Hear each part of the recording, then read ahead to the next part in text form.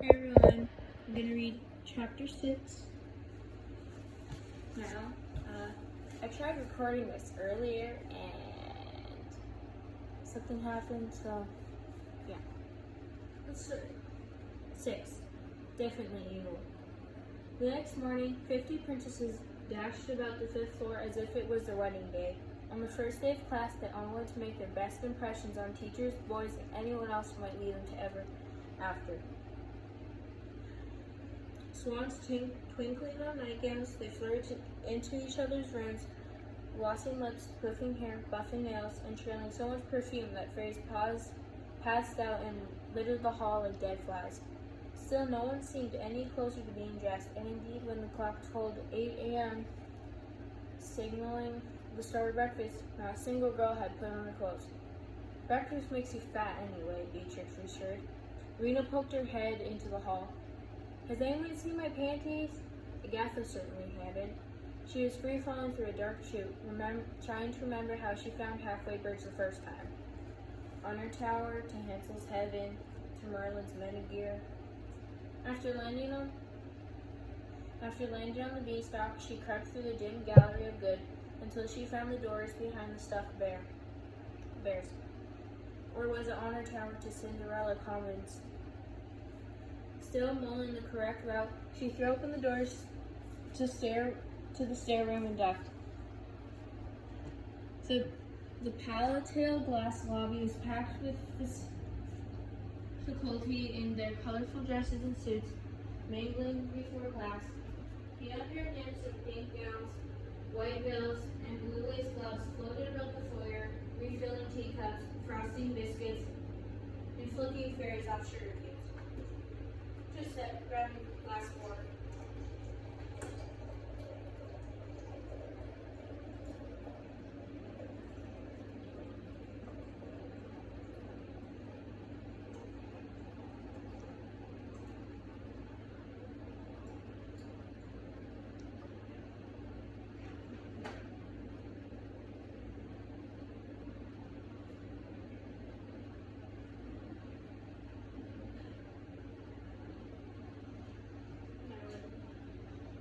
From behind the doors, Agatha peeked at the stairs marked honor, lit by high stained glass windows, far across the crowd. How could she get past them all? She felt something scrape her leg and turned to find a mouse gnawing her petticoat. Agatha kicked the mouse away, which tumbled into the paws of a stuffed cat. The mouse screeched, then saw the cat was dead. It gave Agatha its dirtiest look and marched back into its hole in the wall. Even the vermin here hate me, she sighed as she tried to salvage her petticoat. Her fingers stopped as they ran over the torn white lace. Perhaps she shouldn't have been so hard on that mouse. A few moments later, an undersized nymph in a red lace veil scurried through the room for the honor stairs. Unfortunately, the veil left Agatha blind, and she tripped into the nymph, who crashed into a teacher. Heaven St. Mary, Clarissa moaned, dripping with cruelty. As a line of professors dabbed their dress, Agatha slid behind the charity steps. Those nymphs really are too tall, Clarissa scolded. Next thing you know, they'll knock down a tower.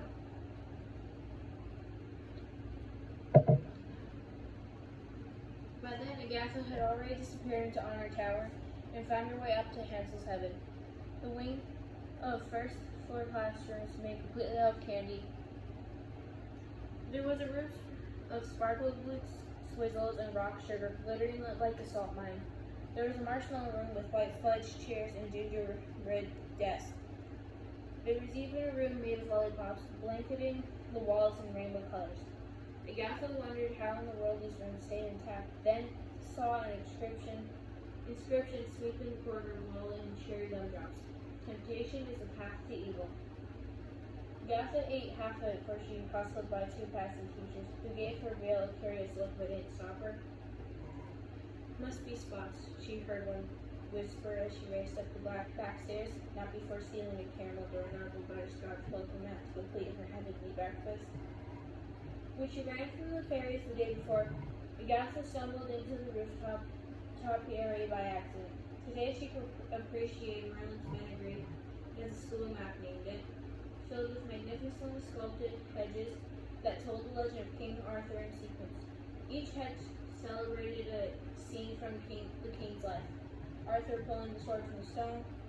Arthur with his knights at the round table. Arthur at the wedding altar with Guinevere. Agatha thought of that pompous boy from the theater, the one everyone said was King Arthur's son.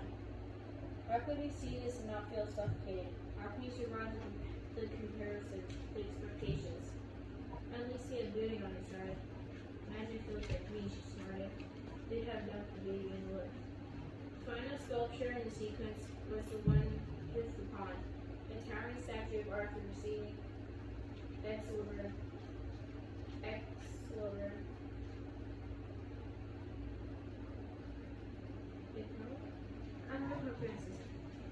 Excalibur from the Lady of the Lake.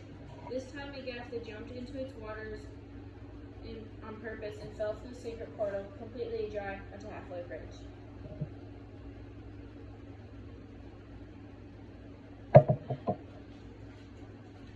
She hurried towards the midpoint, where the fog began, pausing to steady in case the barrier came earlier than she remembered. But as she entered the mist, her hands couldn't find it. She moved deeper into the fog. Ooh, it's gone. Agatha broke into a run, when whipping the veil off her face. Bam! She stumbled back, exploding with pain. Apparently the barrier moved where it wanted.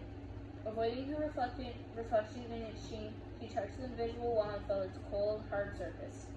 Suddenly she noticed movement through the fog and saw two people step through Evil's archway onto Halfway Bridge. Agatha froze. She had no time to get back to Good. Nowhere on the bridge to hide. Two teachers, the handsome Good professor who had smiled at her and an evil one with boils on both cheeks, walked past the bridge and through the barrier without the slightest hesitation. Dangling from the stone rail high over the moat, Agatha listened to them pass, then peeked over the rail edge. The two teachers were about to disappear into Good when the handsome man looked back and smiled. Agatha ducked. "What is it, August?" she heard the evil teacher ask. "My eyes playing tricks on me," he chuckled as it entered the towers. Definitely a crackpot, Agatha thought. Moments later, she was in front of the invisible wall once more. How would they pass? She searched for an edge but couldn't find one. She tried kicking it, but it was as hard as steel. Peering up into the school for evil, Agatha could see wolves herding students downstairs. She would be in plain sight if the fog thinned even slightly. Giving them all a last kick, she retreated to Good. "And don't come back!" Agatha spun around to see who had spoken, but all she found was her reflection in the barrier, arms folded. She averted her eyes. "Now I'm hearing things. Lovely." She turned towards the tower and noticed her own arms hanging by her side. She whirled to face her reflection. "Did you just speak?" Her reflection cleared its throat. "Good with good, evil with evil. Back to your tower before there's upheaval." I need to get through," Agatha said, eyes glued to the ground. "Good with good, evil with evil. Back to your tower before there's serious upheaval. Meaning cleaning plates after supper, or losing your room privileges, or both if I have anything to say about it. I need to see a friend," Agatha pressed. "Good has no friends on the other side," her reflection said. Agatha heard sugary ringing and turned to see the glow of fairies at the end of the bridge. How could she outwit herself? How could she find the chink in her own armor? Good with good, evil with evil. In a flash, she knew the answer. "How about you?" Agatha said, still looking away. "Do you have any friends?" Her reflection tensed. "I don't know. Do I?" Agatha gritted her teeth and met her own eyes. "You're too ugly to have friends." Her reflection turned sad. "Definitely evil," it said, and vanished. Agatha reached out her hand to touch the barrier. This time it went straight through. By the time the ferry patrol made it onto the bridge, By the time the ferry patrol made it onto the bridge, the fog had erased her tracks. The moment Agatha stepped foot into evil, she had the feeling this was where she belonged. Crouched behind the statue of a bald, bony witch in the leaky foyer, she scanned across cracked ceilings, singed walls, serpentine staircases, shadow-masked halls. She couldn't have designed it better herself. With the coast clear of wolves, Agatha snuck through the main corridor, soaking in the portraits of villainous alumni, or bureaucrats. She had always found villains more exciting than heroes. They had ambition, passion, They made the stories happen. Villains didn't fear death. No, they wrapped themselves in death-like suits of armor. As she inhaled the school's graveyard smell, Agatha felt her blood rush. For like all villains, death didn't scare her. It made her feel alive. She suddenly heard chatter and shrank behind a wall. A wolf came to view, leading a group of never girls down the by staircase. Oh.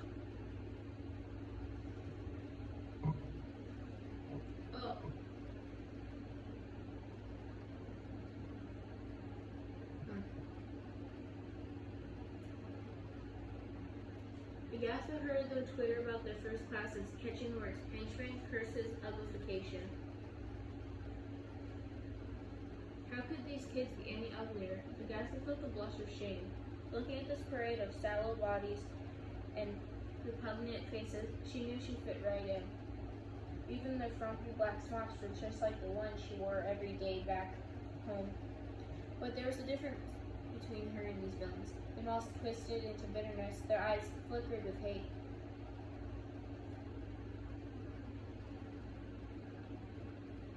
Now that's really mean, got it.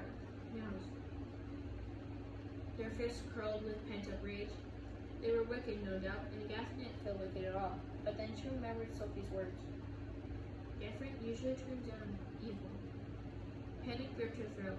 That's why the Shadow Jade kidnapped a simple child. I was meant to be her all along. Tears stung her eyes. She didn't want to be like these children. She didn't want to be a villain. She wanted to find her friend and go home.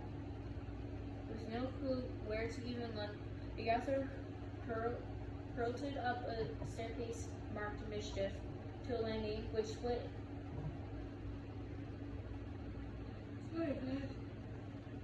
in two scraggy stone paths. She heard voices from the left, so she dashed right, down short halls with dead end of sooty walls. Agatha backed against one, petrified by voices growing louder, then felt something creak behind her. It wasn't a wall, but a door blanketed in ash.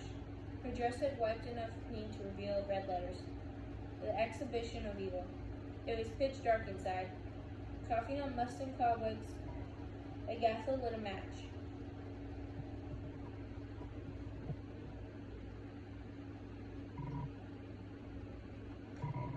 I don't know what's wrong with me. I'm not feeling tired.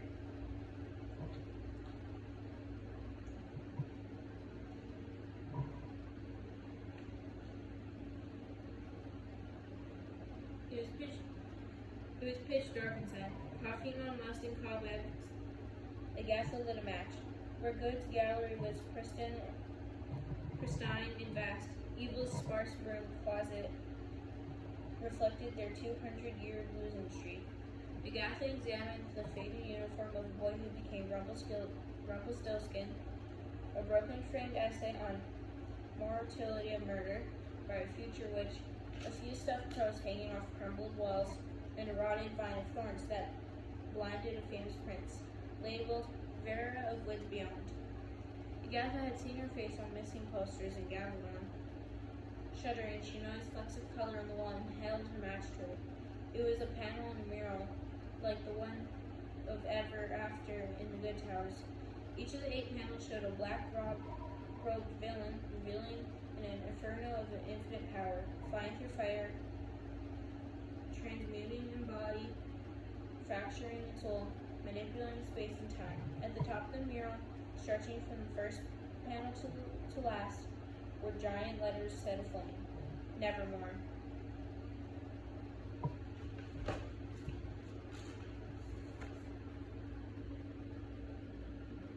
Right there.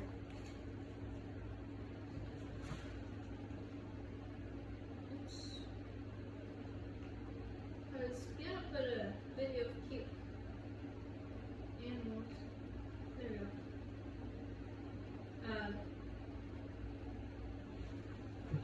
Just a second.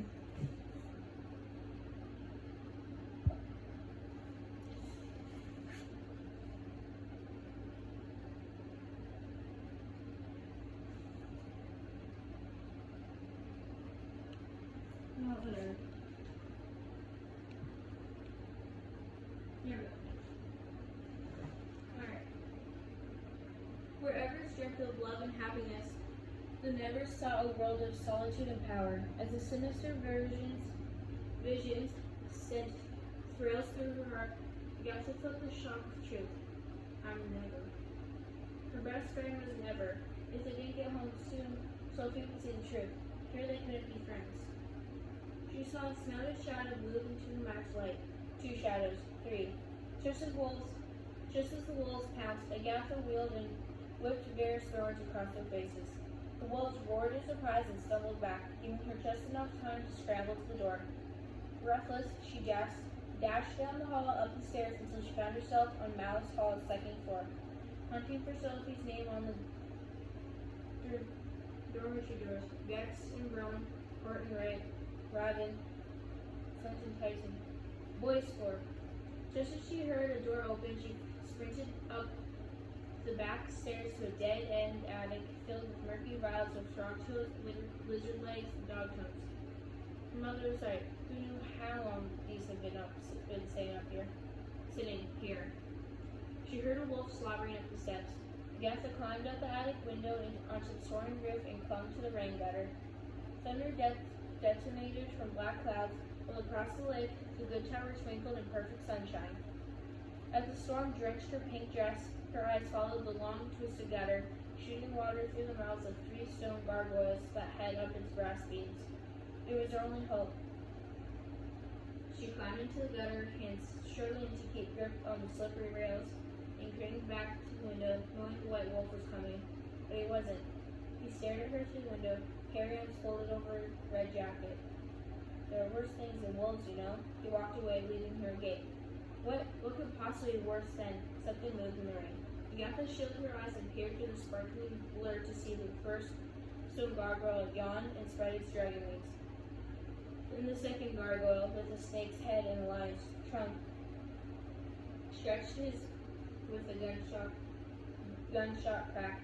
Then the 3rd, twice as big as the others, was a horned demon head, man's torso, and studded tail. Thrust out jagged wings wider than the tower. Agatha blanched. Gargoyles! What did the dogs say about gargoyles? Their eyes turned her, viciously red, and she remembered. Orders to kill. With a collective shriek, they leapt off their perches. Without their support, the gutter collapsed and she plunged into the water with a scream. The tidal wave of rain slammed her through harrowed turds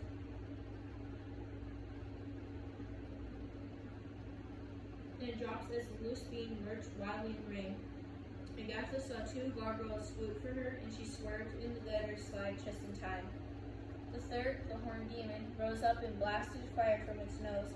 Agatha grabbed onto the rails, and the fireball hit in front of her, searing a giant hole in the beam. She skidded short just before she plummeted through. A crushing force tackled her from behind, and the dragon-winged gargoyle grabbed her leg in its sharp talons and hoisted her into the air. I'm a student! Agatha screamed. The gargoyle dropped her, startled. See? Agatha cried, pointing to her face. I'm a Never! Sweeping down, the gargoyle studied her face to see if this was true. It grabbed her by the throat to say it wasn't. Agatha screamed and stabbed her foot into the burnt hole, deflecting rushing water into the monster's eye. It stumbled blindly, claws flailing for her, only to fall through the hole and shatter its wing on the balcony below. Agatha held onto the rails for life, fighting terrible pain in her leg.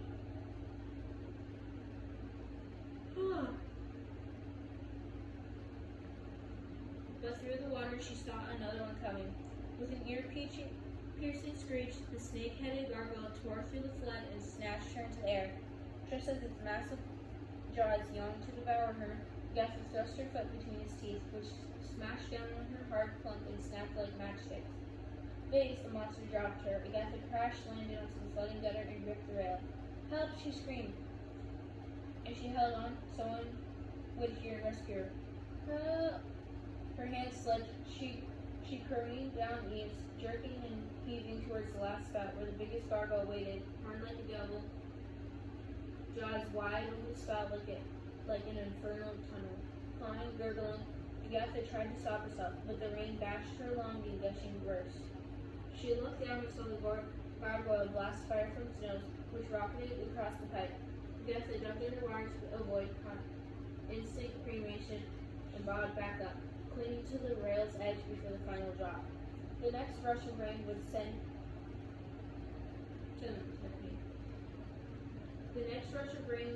her right into the gargoyle's open mouth. Then she remembered the gargoyles when she first saw them, guarding gutter, spitting rain from their mouths. What goes out must come in. She heard the next wave coming behind her. With a silent prayer, Agatha let go and fell into the demon's smoking jaws. Tristan's fire and teeth screwed her. Rain smashed through the spout behind her, shooting her through the hole in the gargoyle's throat and out into the gray sky. She glanced back at the choking gargoyle and let out a scream of relief, which turned to terror as she free fell. Through the fog, Agatha glimpsed a spiked wall about to impale her, and an open window beneath it. She curled into a desperate ball, just missed the lethal blades, and crashed on her stomach, dripping wet and coughing up on water on the sixth floor of Mal's hall. I thought gargoyles were decorations, she wheezed. Pushing her leg, Agatha limped down the dorm hall, hunting for signs of Sophie. Just as she was about to start pounding on the door, she caught sight of one at the end of the hall.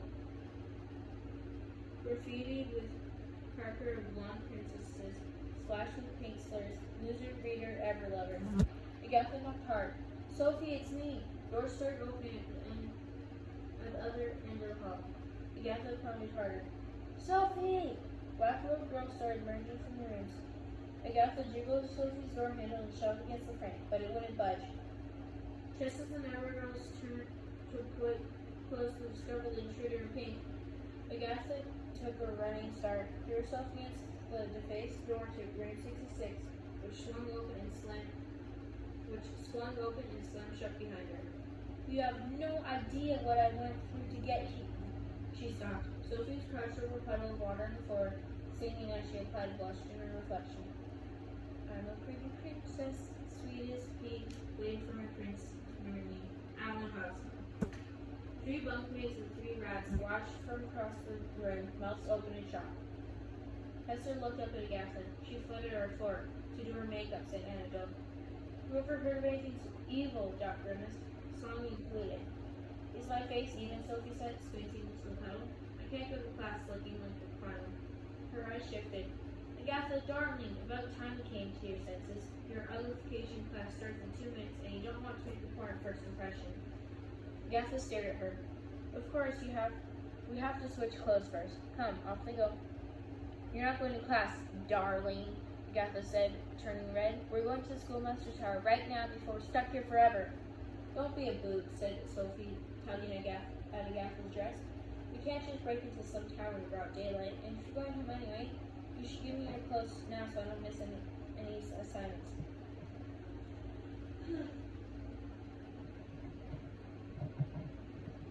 Agatha rushed away. Okay, that's it. Now listen to it. You'll blend right in here.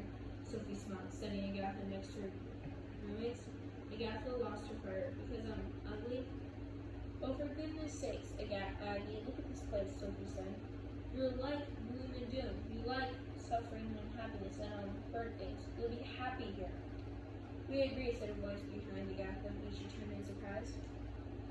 You come live here, Hester said to her. And she drowns in the lake, scowled Sophie, still wounded by her jibe at the welcoming. We left you the moment we saw you, Annabelle cooed, rats licking Agatha's feet. You belong here with us, Hester said as she, Annabelle, and Doc crowded around Sophie, whose head swung nervously between this villainous threesome. Did they really want to be a friend? It was Sophie right? Could being a villain make her happy? Agatha's stomach churned. She didn't want to be evil. Not when Sophie was good. They had to get out of this place before it tore them apart. I'm not leaving you, she cried, Sophie, breaking away. No one's asking you to leave me, Agatha, Sophie said tightly. We're just asking you to leave your clothes. No, Agatha shouted. We're not switching clothes, we're not switching rooms, we're not switching schools. Sophie and Hester exchanged furtive glances. We're going home, Agatha said, voice catchy. We can be friends there, on the same side. No good, no evil. We'll be happy forever. Sophie and Hester tackled her. Dawn and Annabelle pulled the pink dress off Agatha's body before they shoved Sophie's black robes on in its place. Shimmying into her new pink dress, Sophie threw open the door. Goodbye, equal, love. Agatha stumbled to her feet and looked down at a creature black sack that fit just how she liked. And all is right in the world, Hester sighed. Really, I don't know how you're ever friends with that tramp. Get back here, Agatha yelled, pursuing Sophie in pink through the halls towards the black, shocked by an ever-inner mist. Never swarmed at Sophie and started to beat her about the head with books, bags, and shoes. No, she's one of us. All the Nevers turned to horror in the stairwell, including dumbstruck Sophie. Kurt pointed at Agatha and laughed. That's the Ever. The Nevers unleashed a new war cry and bombed Agatha as Sophie shoved forward away and escaped down the stairs.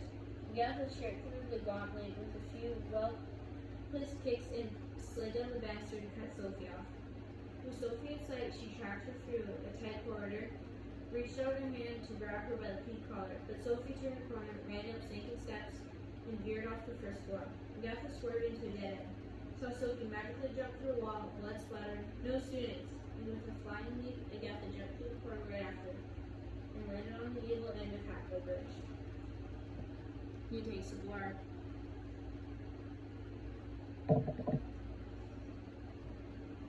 But this was when the chase ceased, for Sophie was too good to catch. Through the fog, Agatha could see her glowing joy. Agatha, he's King Arthur's son, Sophie gushed.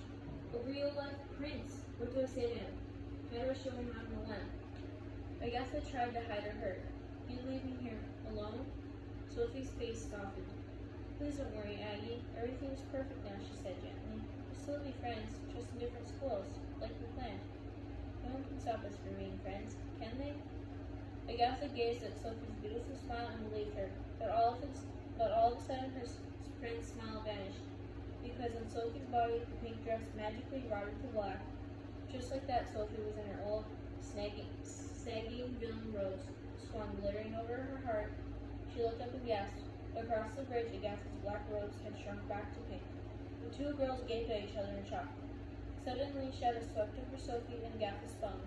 The giant waves swallowed high above her, waters curled into a shimmering lasso. Before Agatha could run, it swooped and hurled her across the bay into sunlight mist. Sophie lunged to the bridge's gloomy edge and let out a wail of injustice. The wave slowly rose back over her, but this time its waters didn't shimmer. With a deliberate roar, it snatched Sophie back into the school for evil and right back on schedule. That's it for chapter 6. Please like and subscribe if you would like to hear what happens next.